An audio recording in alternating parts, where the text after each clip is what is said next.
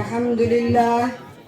لله وكفى والسلام على عباده الذين اصطفى أما بعد فأعوذ بالله من الشيطان الرجيم بسم الله الرحمن الرحيم يا أيها النبي قل لأزواجك وبناتك ونساء المؤمنين يدنين عليهن من جلابيبهن بے پردہ جو نظر آئی کل چند بیبیاں اکبر زمین میں غیرت قومی سے گر گیا پوچھا جو ان سے آپ کا پردہ ہو کیا ہوا کہنے لگی کہ عقل پر مردوں کی پڑ گیا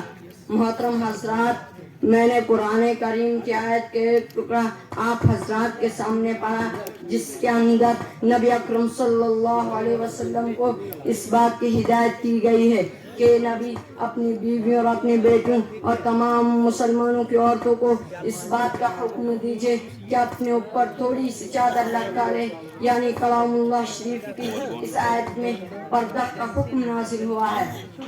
قرآن پاک کی دوسری آیت کا ٹکڑا ہے وَلْيَضْرِبْنَ بِخُمُورِهِنَّ عَلَى جُيُوبِهِنَّ کہ عورتیں اپنے اوڑھنیوں کو سینوں پر ڈال لیا کرے اس آیت سے بھی پردہ کی جانب اشارہ ہے مگر دوستو جب مذہب اسلام کے روشن ستاروں سے کفر و الحاد ظلم و جہالت کے بادل چھٹے بے غیرتی اور بے حیائی کی تاریکیاں ختم ہوئی قرآن پاک کے عدل و انصاف سے باطل کے لہراتے جھنڈے گر پڑے مظلوموں اور بے قصوں کو مساوات اور برابری کا درجہ ملا خاص طور پر ان عورتوں کو جو ظلم و ستم کی چکی میں پس رہی تھی مصائب و آرام کے پہاڑ ان پر توڑے جا رہے تھے اسلام نے ان کو ذلت و پستی کے گار سے نکال کر بلندی پر پہنچایا ظہور اسلام سے لے کر صدیوں تک مسلمان عورتوں کی بڑائی کے گیت گائے جاتے رہے اور تاریخ کا اوراق کھولے جائے تو غیر مسلم عورتوں پر مسلمان عورتوں کی فضیلت برتری دکھائی دے گی لیکن دیکھتے دیکھتے پوری دنیا میں شیطانی ڈنکے بجنے لگے مسلمان عورتوں کو مکاری و عیاری کے فندے میں پھنسانے کا ارادہ ہونے لگا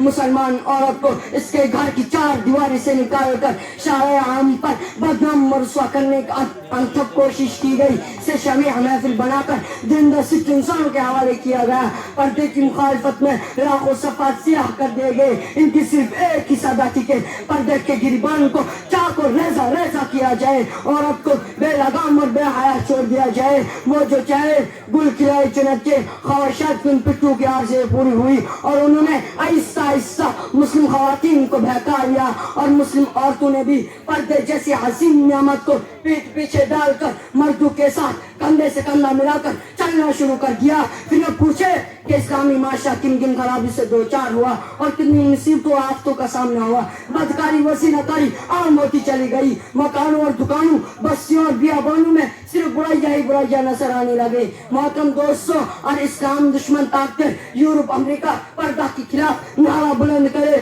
تو ہمیں اس سے کوئی تعجب حیرانی نہیں چونکہ اسلامی تعلیمات کو ہر طرح بدنام کرنا ان کا شیوا بن چکا ہے مگر افسوس صد افسوس کہ آج ہمارے قوم کے اکثر لوگ جو مسلمان ہونے کا دعویٰ کرتے ہیں اور محمد عربی صلی اللہ علیہ وسلم کے امتی کہلاتے ہیں وہ بھی اسی ذہنی غلامی کا شکار ہے خاص طور پر انگریزی تعلیم یافتہ طبقہ تو اس میں زیادہ مبتلا ہے وہ بھی پردہ کے معاملے میں اسلام دشمنوں کے ساتھ ہے کسی شاعر نے ایسے لوگوں کے بارے میں کہا ہے انہیں کی محفل سنوارتا ہوں چراغ میرا ہے رات ان کی انہیں کی مطلب کی کہہ رہا ہوں زباں میری ہے بات ان کی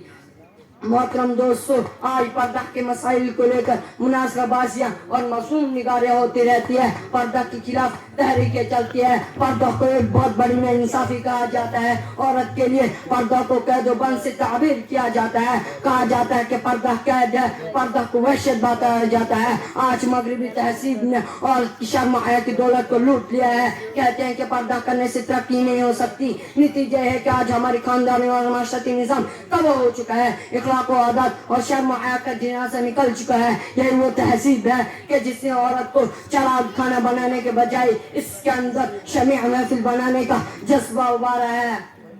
رواج بے حجابی خوشنما کانٹوں کی مالا ہے رواج بے حجابی خوشنما کانٹوں کی مالا ہے نئی تہذیب سے ہوشیار یہ تاریخ اجالا ہے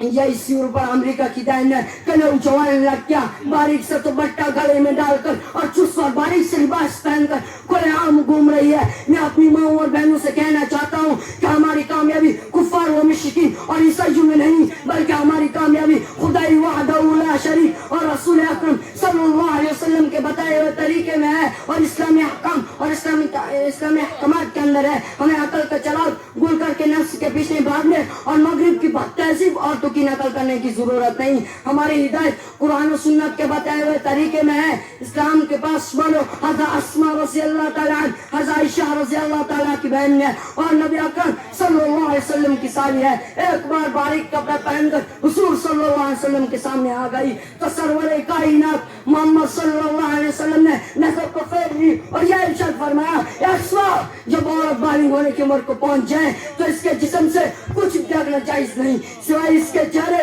اور ہتھیلیوں کے حدیث سے اس بات کا صاف پتہ چلتا ہے کہ باریک کپڑا پہننا بھی پردہ کے خلاف ہے. انسان کے چہرے پر خوبصورتی سے جڑی ہوئی دو آنکھیں ہیں. نفس کی سب سے بڑی چور ہے. دل و دماغ کی تمام مساوس کی جان یہ دو آنکھیں ہیں. دلی جذبات اور قلبی احساسات کی ترجمان عشق و محبت کے تمام عہد و پیمان باندھنے کی ذمہ دار یہ دو آنکھیں ہیں. فتنہ و فساد کی ابتدا عام طور پر انہی سے ہوتی ہے. اسی لیے رب ذوالجلال نے نہ صرف عورتوں کو نہیں بلکہ مردوں کو بھی نگاہ نیچے رکھنے کا حکم دیا ہے. جیسے کلام پاک میں آیا ہے قل للمؤمنین یغضوا من ابصارہم وقل للمؤمنات یغضضن من ابصارہن. ایک بار کا قصہ ہے کہ حضرت ام سلمہ رضی اللہ تعالیٰ عنہ اور میمونہ رضی اللہ تعالیٰ عنہ سرور کائنات محمد صلی اللہ علیہ وسلم کے پاس بیٹھی ہوئی تھی کہ عبداللہ ابن ام مکتوم جو ایک نابینا صحابی تھے تشریف لائے. ام سلمہ رضی اللہ تعالیٰ نے عرض کیا کہ یہ نابینا نہیں ہے نہ ہم کو دیکھ سکتے ہیں نہ پہچان سکتے ہیں.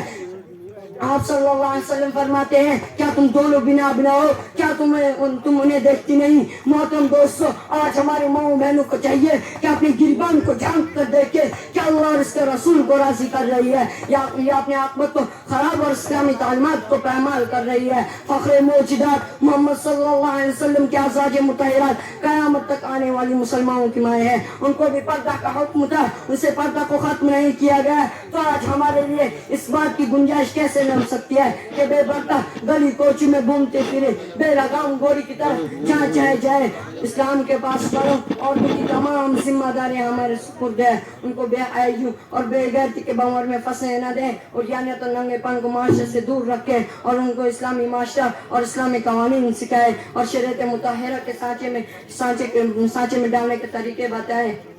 اور آج ہم نے ان کو گناہوں سے برائیوں کے دلدل میں پھنسے دیا تو کل قیامت کے دن ہم خدائی گرفت سے بچ نہیں سکیں گے. خدائی وحدہ لا شریک سے دعا کیجئے کہ وہ ہمیں اسلامی احکام اور اسلامی تعلیمات پر چلنے کی توفیق عطا فرمائے اور ہمارے معاشرے کو اسلامی معاشرہ بنا دے. اسی شاعر کے ساتھ میں اپنی تقریر کو ختم کرتا ہوں. پردے کی جاروں کونوں سے وفا کی بو نکلتی ہے لچکتی ہے جدھر ڈالے ادھر خوشبو ملتی ہے. وآخر دعوانا الحمدللہ رب العالمین.